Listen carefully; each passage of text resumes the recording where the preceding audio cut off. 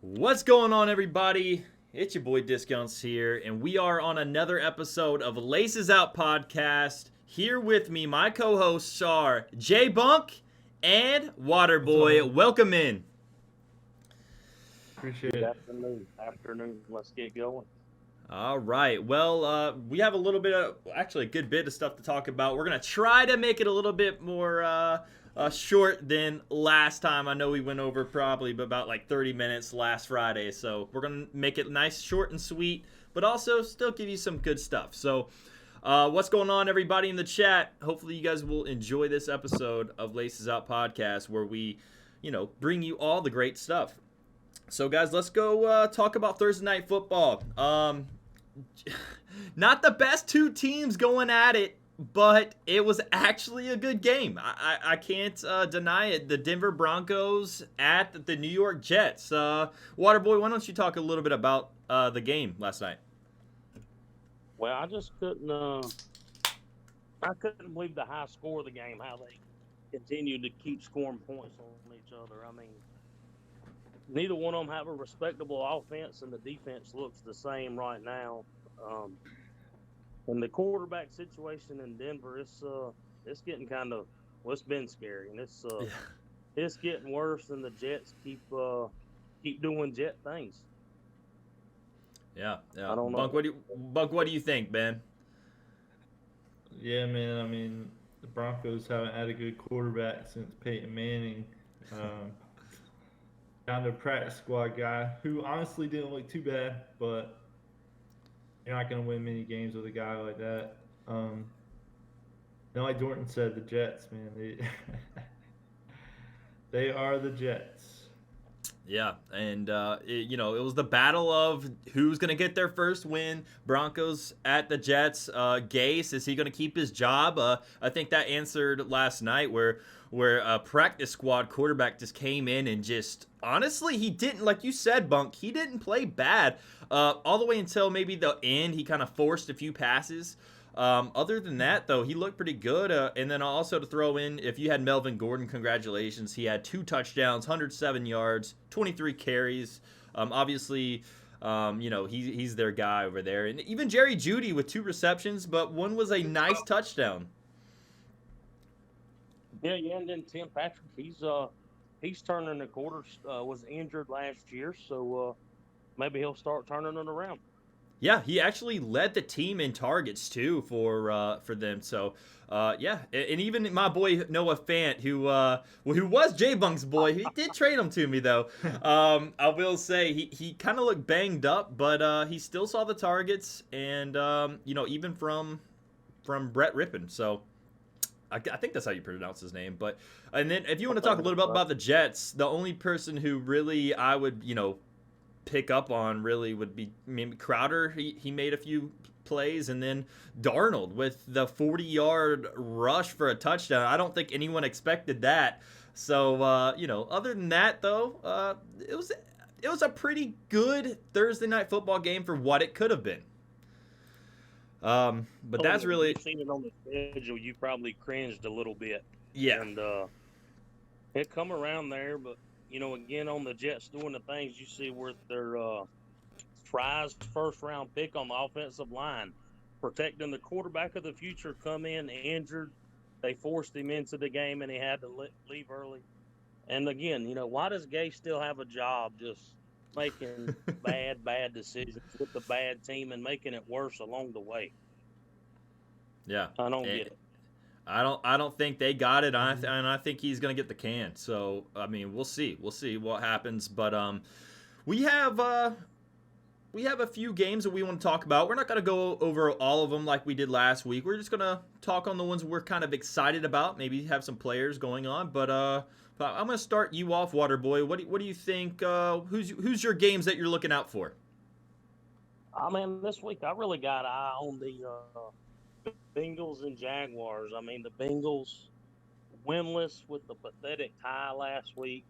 The Jaguars have 1 win, really looking good. Offense is surprising this year the way they're moving the ball up and down the field. Nobody was expecting that. I don't believe. And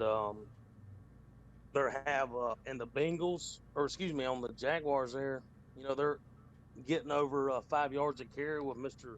James Robinson. So the Bengals are giving up a lot of yards. So hopefully it'll look good. And I think Shark is supposed to be back this week for the Jaguars. So that'll probably help Mr. Mustache out. And, maybe Hey, put the some points Chark on the hasn't. board here. I'll say though, Chark hasn't shown me anything, even when he wasn't hurt. Like, I thought he was going to be one of those players who was just going to come out firing. Him and Minshew, was going to, be the team. And then, after Fournette left, I don't see anything going on besides James Robinson for the Jags. Like, I don't know. Do you think DJ Chark's going to be DJ Chark that we saw last year? He might be. I can't say that. I mean, he seems he almost just has enough speed and ability to somewhat keep them honest a little bit. Mhm. Keelan Cole, he's coming back, injuries, and the big rookie, the big man, Chenault Jr., he's not bad. They don't really have a tight end to speak of. I mean, Efert, O'Shanahan, he's just nothing there. So it's really give it to Robinson, maybe get Cole and Thompson involved, and will probably more than likely make the Bengals stay winless with a tie this week. Very true. You have another game that you wanted to talk on? Yeah, man. Well, let's talk about the Chiefs and the Patriots. Should be an explosive game, I believe. What can you not say about the Chiefs so far? They score a lot of points. They move the ball well. Mahomes gets all the guys involved. Hardman, Hilaire, Kelsey, Hill. I mean, it continues to go down the list. What last week the big man, Mr. Fisher, with the big man touchdown. I mean, he. How do you know where he's coming from? I mean, Reed just does it. The Patriots are a great defense, but I just don't. I see a high scoring affair for sure. And with the Patriots, who do you think they'll give the ball to in the backfield? Last week it was Burkhead, but Michelle, he had a great game. So how do the Chiefs game plan for them? What do you think? If for me, I think the Patriots don't have I know their defense is solid. I understand that they're top maybe 3 to 5 in the NFL, if not the top. But the Chiefs, we just saw the Chiefs roll over the Ravens, who is another top 5 defense, and made them look terrible. So I think the Chiefs are such a high-powered offense. I don't think any defense is going to stop them. So, and I agree with the high scoring, but I think it's going to be the Chiefs the ones that's going to high score. I think the Chiefs have a good enough defense to stop Cam Newton and the Patriots. Now, we did see Cam play a lot better in the last couple weeks. You saw him actually throw the ball. You saw him actually hitting some targets. He looked like Cam from 2015 when it comes to throwing the ball. We haven't seen that yet. So, we'll say that. What was that? No.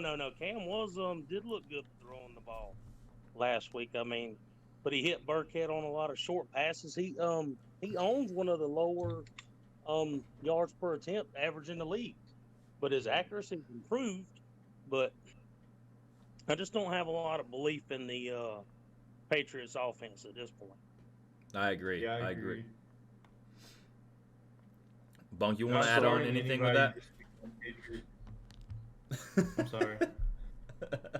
If I'm starting anybody on the Patriots this week, it might be James White. He's going to be back, and Cam loves to dump off. So, yeah, I like that point, man. James White, they were missing him, and that's why Burkhead got so many looks. James White's the actual guy who is the person to do that. So, he's a little McCaffrey volume 2. He's not the McCaffrey level, but he's one of those guys who can catch the ball and get in an open field. So, yeah, I mean, look for that for the Patriots. And, if you have White, definitely put him on your team if he's back in the game. That's awesome.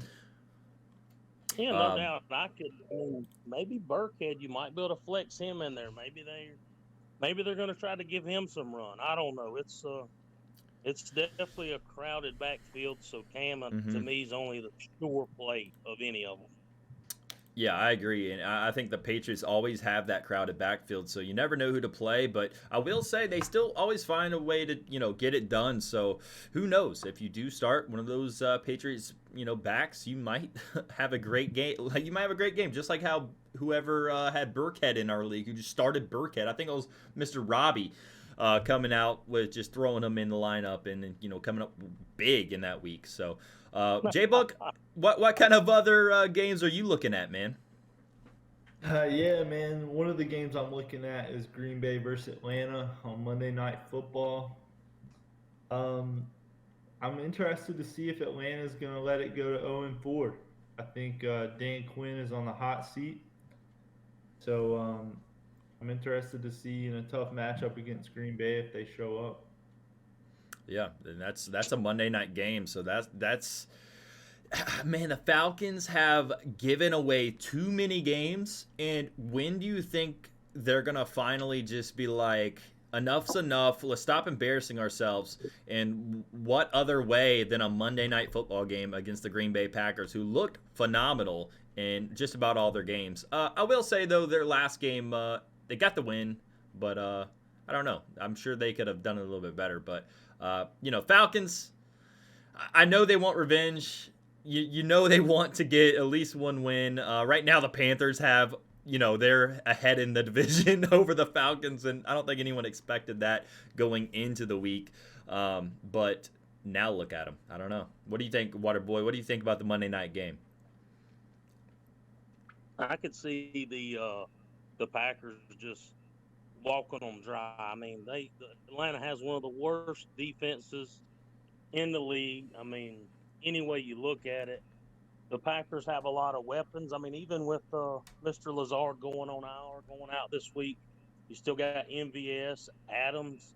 He might come back. I mean, and probably it'll be a lot of Aaron Jones this week. I could see him getting a lot of play up and down the field. I mean, just moving it quite freely. And then, what do you see with the Falcons? How do you see them faring on the road again, going 0-4? Do they step up and come to the plate and come to play ball and make it happen? What do you think?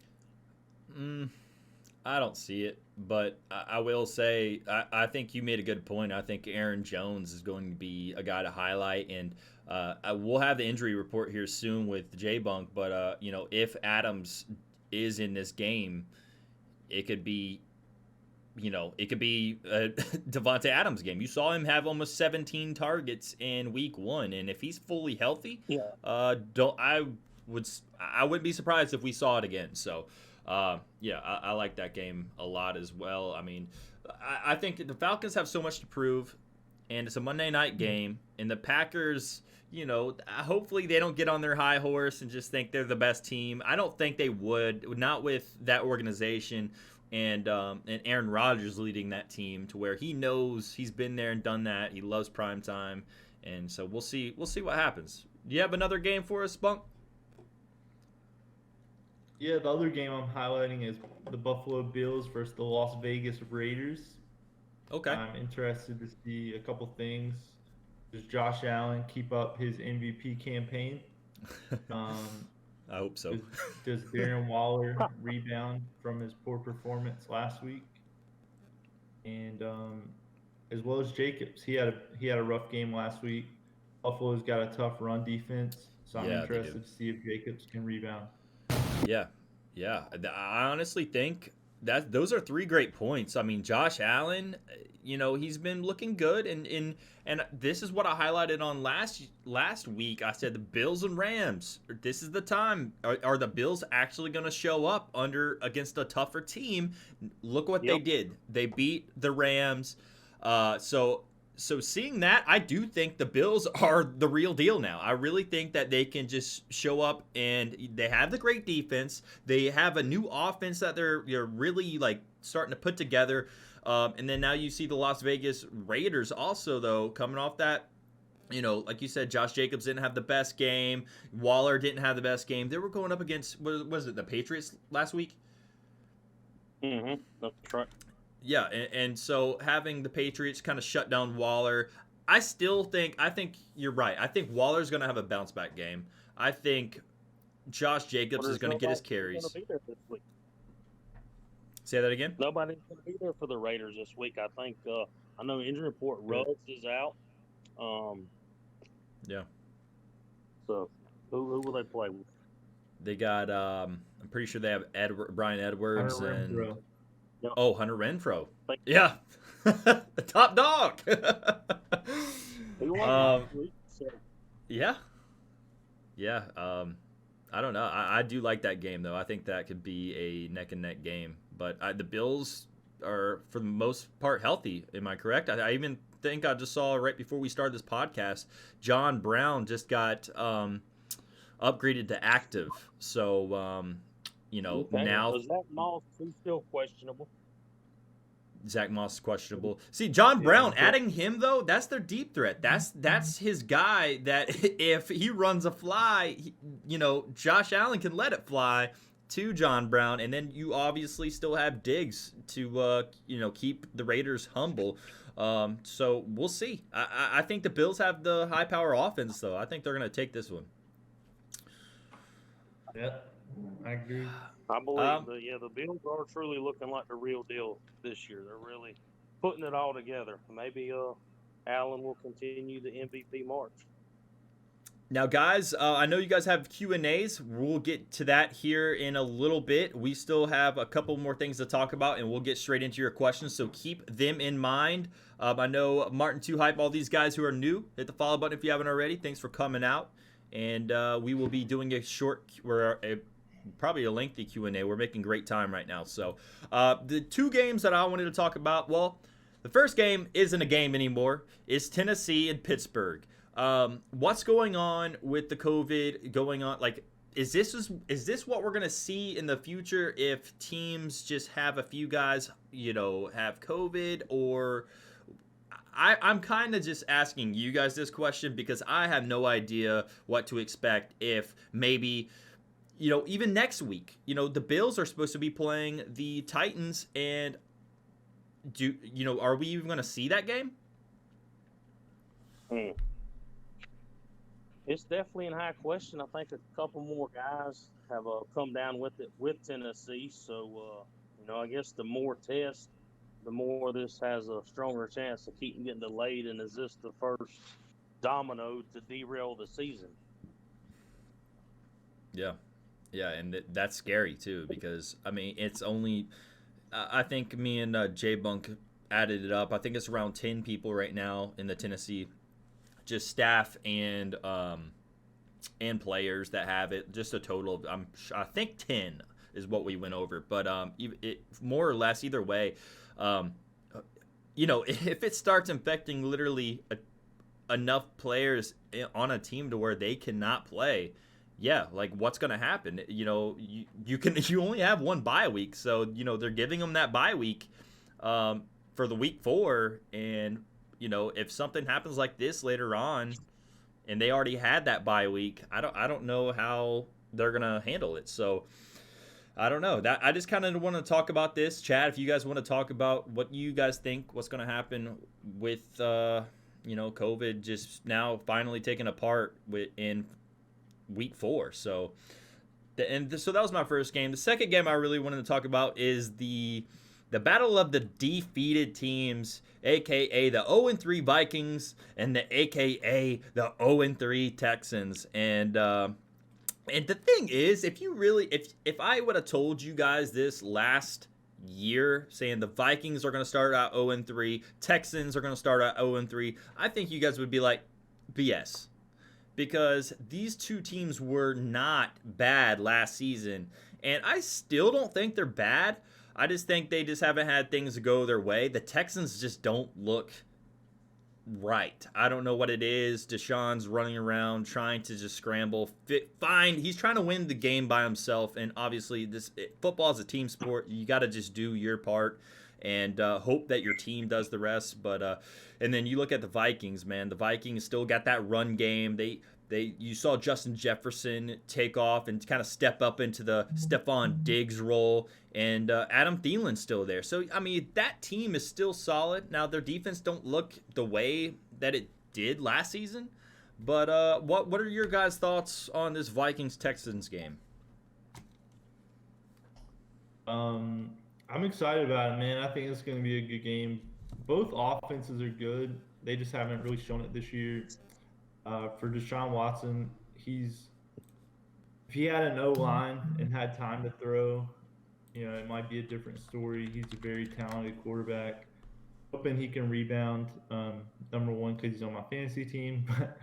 But number two, when he's great, and he's one of the best players in the NFL when he can actually showcase his talent. So hoping that they can rebound. And the Vikings, Dalvin Cook has just been on a tear. So I think if they continue to run their offense through him and just get Kirk Cousins to make smart throws, then they can win a lot of games. The run pass option, I love it, man. That's football, taking it back a few times, but I love the run game to open up that pass to where Kirk Cousins is going to throw 100 times a game, but if he like you said, if he makes those few good passes, then that can just demolish defenses. So Waterboy, what do you think about this matchup, the 0-3 matchups? Oh, for sure. I mean, I'm going to think the Vikings they're going to get their first win of the season. Just overall more complete and competent team because they're not led by Mr. Bill O'Brien, trade nuke away himself. I mean, that's really shown up this year with the Texans being 0-3. And they're harboring the worst secondary in the NFL right now. So you had Jefferson breaking out like you hit on earlier. Thien coming around. They got Cook there. I could see the Vikings getting their first win of the season in a pretty good commanding fashion. So let's just say Bill O'Brien isn't your favorite coach there, Waterboy? Well, I mean, he's not, he could be a great guy to eat cheeseburgers and drink beer with. But if you want him running anything but besides to the grocery store, pick somebody else. He's just, how do you trade that? How do you trade that man away? And the offensive line's in shambles, like you said. I mean, Deshaun Watson, he's in the rest every play. Yeah. I mean, he's running for his life every play. Every play. So I just see the Vikings walking away with this one. Yeah, I agree. I think the Vikings just haven't put it together, but I think the Texans are looking a little bit more rough. So I agree with that, though. Let's get with the injury report, Mr. J Bunk. What do you have for us? Here with the status. Speaking of Mr. Hopkins, that Bill O'Brien apparently doesn't like good players.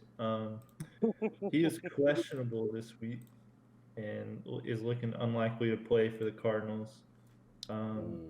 Julio and Ridley are both still questionable for the Falcons. I would lean more towards Julio playing this week and Ridley being out. But we'll see how it pans out come Sunday. Just a couple other notables. Devontae Adams is still questionable but likely to play. Lazard is out long-term for the Packers.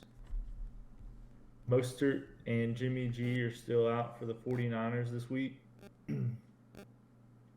And that'll lead me to my boom when we get there. Chris Carson for the Seahawks is questionable after getting his ankle rolled last week, but reports are he looked good in practice and is likely to play. Leonard Fournette is out for the Buccaneers, and Terry McLaurin is questionable for the Washington football team. That's all I got. All right. That's a plenty. Yeah, that's. I will say that I'm glad the list still isn't as long as it was in what was it, week 1 or 2? Second week. I'm glad we didn't do these injury reports by then, because I would have just had to make a whole video just for J-Bunk to be talking about that. Because of yeah, it would have been an hour just on injuries. So guys, I will start answering questions. We're gonna flip flop it a little bit. We do have boom and busts. We'll do that after your questions, and then since we have enough time, we will still do Q&A even after the boom and bust. But I know some people can't stay here so long to where we will answer your questions now. So we're starting to get them in now. And who is the best bet this week, Kyler or Allen? So they're talking about Josh Allen or Kyler Murray. What do you think? Well, I'll take Kyler versus tough. Panthers. Yeah, they're going up against Carolina. Man, Carolina's almost as bad as Bill O'Brien. But I mean, if you come on now, that's my team. I still love Yeah, man. Well, you don't have to be so harsh. But no. We talked about it though. Allen is going up against the Raiders, who don't have a terrible defense, and Kyler though, I will say Kyler is going up against Carolina, which means they're gonna be running the hell out of the ball. Like, don't you think that their running back's gonna get more looks than Kyler? For sure. That's a good point there. I think Allen would be the better play over Mr. Murray this week. I don't know. I still take Murray because I say he goes for 100 yards rushing himself. I hope not. Oh, God. That'll make me sick to my stomach thinking about that. All I'm saying is that's a pretty good debate right there, Hewitt. If you're wanting either Josh Allen or Kyler, I think either one of them is going to get it done for you. But I'm actually leaning with J-Bunk, man. It's an easier matchup. Just go Kyler, but Josh Allen's definitely not a bad play either. I'm going to start him for my team. So, but if I had Kyler on my team as well, I would probably have to rock Kyler this week. Let's see if we have any more questions here. Yeah, good problem to have, Hewitt. That's not a bad thing. I did find out though he was in a 6 or 8 man league, so it does make sense that that's his questions as well. Did Gallup flip a switch last game, or is it just luck? I think we kind of talked about this before the games. I think actually J-Bunk was saying Gallup was going to have a good game. And I think, you can't count him out. He's going to be there. You saw him last year. He played really well. But he's just in an offense with more, threats. Kind of like when you look at the Chiefs, like Waterboy was saying. They got Mecole Hardman. They got Tyreek Hill. They got Travis Kelce. That's kind of how the Cowboys, if you really think about it, they got, their tight end, Zeke, Gallup, CeeDee Lamb, and Amari. So yeah, man, I think he's gonna have those games. What do you think, Bunk? I know you were talking about this last week. Yeah, I wouldn't trust Gallup as more than a flex play. I mean, there's just a ton of options in Dallas, and Dak threw for 450 yards last week. He's not going to do that every week. So, I mean, it's going to be hard for him to get the targets and the yardage every week, but there will be the pop-off games. But I could see him being a consistent flex player. Good idea or bad idea to have Lockett and DK on the same team? I guess I'm just talking about fantasy team, obviously. What do you think? What do you guys think about having the same team, and not just on this, because I actually have this problem as well, and this is with the Saints. I will say it's a good problem to have because it is the Saints, and the two players that I'm talking about is Kamara and Thomas. But when it comes to Hewitt, he was saying also Lockett and DK. So what do you guys think about having players on the same team? Well, those players, definitely not a problem. I mean, 3-0, highest scoring offense in the NFL, second most pass yards. nothing not to like about having both of those guys on your squad. I mean, they will, and they're probably commanding between them just over like 53% of the targets between them of letting Russ cook here, as they say. Yeah. And I also think if you look at Lockett, he's the target machine. But DK, I mean, Lockett, if you see when it comes to wide receivers, I'm pretty sure he's the wide receiver 1 or 2 in the league. So I think, and then you look at DK, he's one of those guys who catches the ball and it's a touchdown. So it's like DK, when he touches the ball, he should have had another touchdown, the one he kind of lollygagged walking at the 1 yard line and let him. The defender hit it out of his hand. So, he could have had an extra touchdown right there. So it's definitely not, I don't think when it comes to certain players like that, they're both seeing targets. DK might not be seeing as many targets, but he's getting the touchdown. So it balances out, man. I don't think that's a bad problem to have. And I wouldn't really be trying to force trade away or anything. I would be happy with Lockett and DK on my team. It's one bye week too, so hopefully you have some good backups on your bench whenever that does come. But I wouldn't worry about that too much. And that's kind of how I'm taking my own advice. I'm gonna have Kamara, and I'm gonna have Michael Thomas, and yeah, I'm gonna benefit to that whenever they're playing well. But whenever they're not playing well, maybe one person goes off, one person doesn't. But week 6, I'm screwed. That's all I'm saying. Week 6, I'm screwed. I have Kamara, Michael Thomas, Jacobs, all out. That's a free win for, I'm pretty sure, Mr. Richard. Whoever, if he's watching this, you got the win, man. But that's okay. I'm willing to take a loss. No, I'm not gonna force trade away when you got a good team. You just gotta take that loss. Hopefully, you have enough wins to where that loss won't hurt you. So. That's my advice. I'm going to keep my own advice. We have a question by our very own Y Bobby. He says, Kyler Murray or Aaron Rodgers over the rest of the year?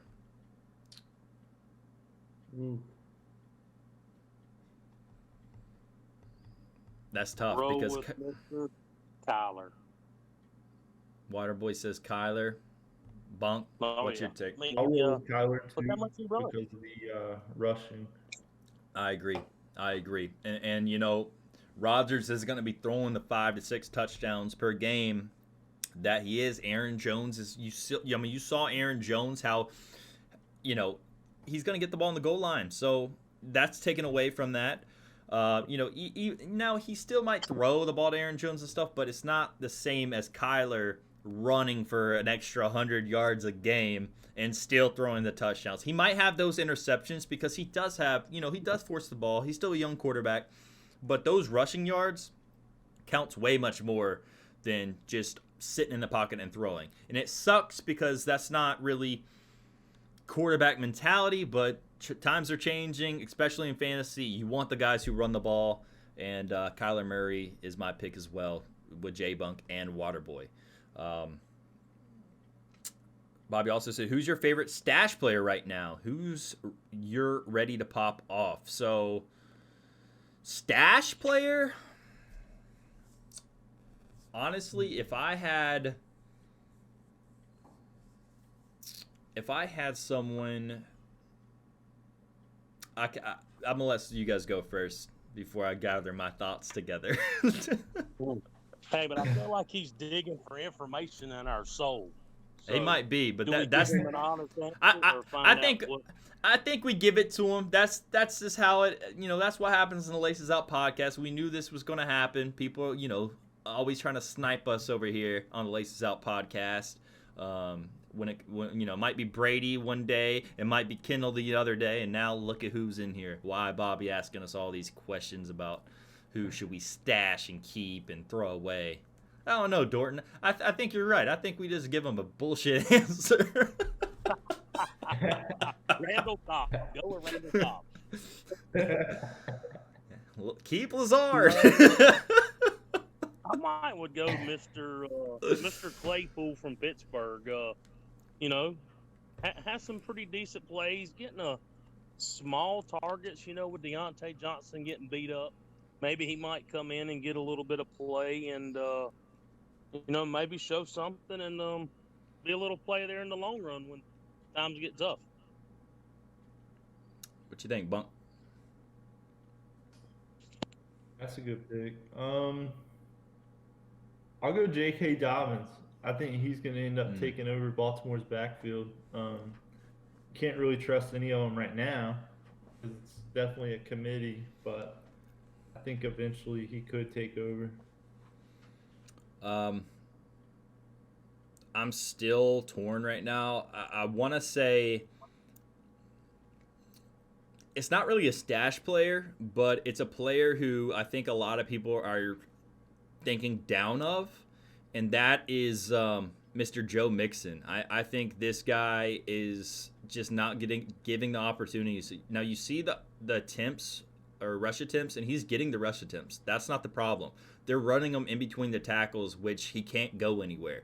Now hopefully the Bengals coach actually watches the Jacksonville this week while they're getting smacked, because if they can treat Joe Mixon like James Robinson, that Joe Mixon's going to be the guy. I don't understand really how. I know they have Joe Burrow, so they're throwing the ball more and stuff, but Joe Mixon is so athletic and so talented to where he's not doing anything, and it's because of the team, it's because of the play calls. They're not getting him the ball where he should be getting. Whenever you look at someone like the Panthers, McCaffrey, everyone knows McCaffrey's getting the ball, but he still gets the ball and he still does something with it. They're just not calling the right plays to get Mixon over. And I think it's going to change here halfway through the season. I don't think they keep going like this to where Mixon's going to be a dud each week whenever he's actually that talented. So I go with Mixon, even though he's not one of those guys stashed. If the other guy who I was thinking of is Leonard Fournette, I think he's going to break away. It might be week 7, week 8. I think he's going to eventually, I don't know if you guys know, last week he didn't play that well, but we found out he had an ankle injury going through that, and he was playing through it. So I think if he can stay healthy and they feed him the ball and they get some more opportunities and he has these big boom, games, then I think he's going to be getting the ball more than Rojo. So yeah, that's another one. I guess we'll talk about our boom and bust. And guys, this is going to be a segment we're going to be doing each and every week. We're going to pick one boom and one bust for week 4. And if we get it right, we're going to have the records all next to our names. So throughout the whole season, you'll see our records, how accurate we are on these predictions. So I guess let's J-Bunk take it away. Who is your boom and who is your bust this week? Oh, man. All right. My boom, which I referenced in the injury report, Mostert is out again this week. So Jeff Wilson Jr. is going to be my boom. He's only projected 9.7 on ESPN. Oh, wow. He put up over 20 last week. I feel pretty confident that against the Philadelphia defense, he can put up even double of 9.7. And my bust for this week is Mr. Josh Jacobs going up against the Buffalo stingy run defense. He's projected 17.3 on ESPN's app. I don't think he will make that mark. That's tough to throw the boy under the bus like that, man. I mean, he's the offense right now. Who the injuries, the receivers are all hurt. They got Waller. We'll see how it goes. Well, Waterboy, what do you think is your boom? Prediction. What's your boom and bust of week 4? Well, I'm gonna go with the off-the-wall boom here to get some play on a guy. Mr. Hayden Hurst, tight end for Atlanta. Green Bay dead last on the position on defending the tight end. I think you'll have Mr. Alexander on Green Bay covering up Mr. Ridley. Julio's coming in hampered. not much to speak of in the run game. You know, a little bit of Gurley, maybe play some Brian Hill here and there. But I could see Mr. Hurst coming out with maybe a couple touchdowns and 60, 70 yards maybe. I can see that definitely happening. And we'll see. We'll see. I'll hope for it. And my bust of the week, I'm gonna probably go. Caught me on this one. I'll go with. Can we throw Baker Mayfield under the bus one more time, or is that not really a bust in him? I mean, I think he lives under the bus, but I mean, you can always throw him under there. I'll go the bust of the week. Your man, Alvin Kamara. Oh, come on. Oh, wow. That is a bold statement there, Mr. Waterboy. Hey, bust of the week last week, Mike Davis, under 100 yards. You were right on that. 91. I put Mr. Kamara under the same bus, under 100 yards versus the Detroit Lions, with Michael Thomas possibly being out again. Okay. All right. I think for me, I'm going to go for my boom. I'm going to go Kenyon Drake. He's going up against the Carolina Panthers. The Panthers cannot stop the run. I know we talked about a little bit about Kyler Murray not being able to probably, he's probably not going to get as much opportunity to throw the ball. He's still going to throw the ball. He's still going to run the ball. But I think Kenyon Drake's going to get so much workload to where he's going to have at least 2 to 3 touchdowns in this game. So I think Kenyon Drake is a great boom. And then for when it comes to busts, I know the chat's going to hate me if they love this man. And I already know who's going to hate me. But Mr. Cam Newton going up against Kansas City, I don't think he's going to do it, guys. He's the number 10th rated quarterback in the ESPN ranking for this week, and I do not see him doing anything special here against the Kansas City Chiefs. Now, they're going to have to throw the ball, so Newton will have to be tested to his limits and stuff, but Kansas City's got a defense. So I really think they're going to be able to shut him down. He might be able to throw 2 to 3 picks, and we're going to see the Cam Newton that all the Panthers know about in the last couple years. So Cam Newton is my bust of the week, and my boom is Kenyon Drake. So we'll go ahead and repeat that again so I can go back and make sure we get it right. Mine is Kenyon Drake, boom, bust, Cam Newton. Waterboy, what was yours?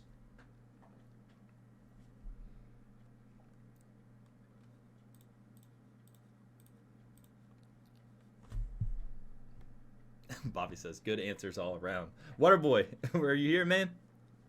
Monk, if you're here, go ahead and say your boom and bust.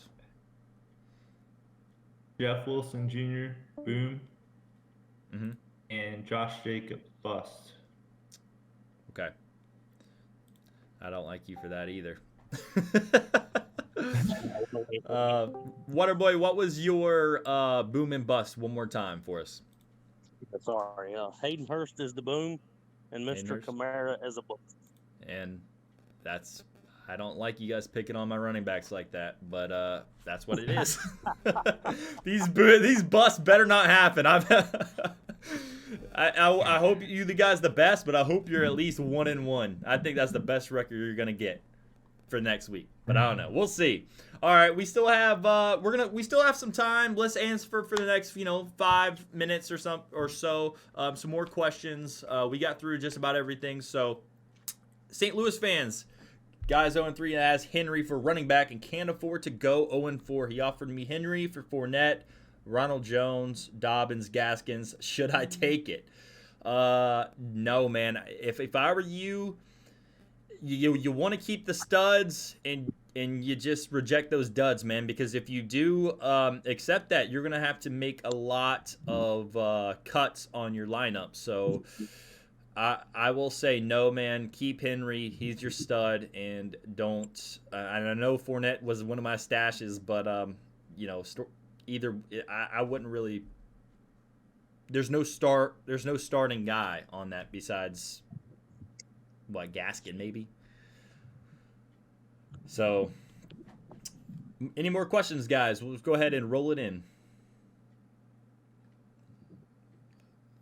I know someone else said talk about Chicago. I mean, I guess since Cohen is out, I mean, what do you think? Do you guys think David Montgomery is going to be getting a ton more targets, or how do you think that? Or you think Cordero Patterson's going to be taking that role?